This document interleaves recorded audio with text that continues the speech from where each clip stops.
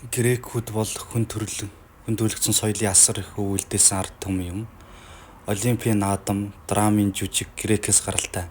Грекүүд бурхтад зориулан бокс, хөнгө атлетик бүхий тэмцээн зохиож наадам хийдэг байснаас Олимпийн наадам үүсжээ. Анхны наадам нийтийн тооллын өмнөх 776 онд Олимп ууланд болсон.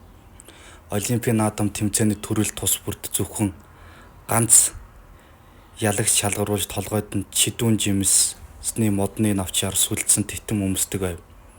Олимпийн наадмын үеэр бүх дайн тулдааныг зогсоодог байжээ.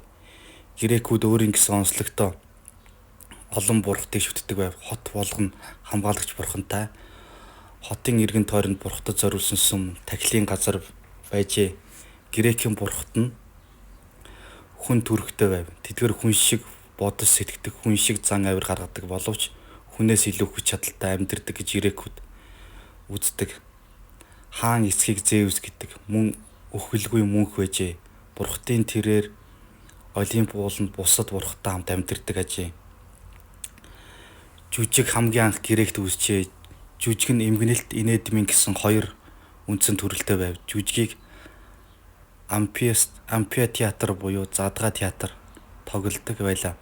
Хамгийн алдартай жүжигүүдийн зохиолч нь Эсихил, Софокл, Артефонор байв. Грекийн утга зохиолын хамгийн эртний дурсгал бол Гомерийн нийтийн тооллын өмнөх 8 дугаар зуунд зохиогдсон Илиадын Одиссей юм.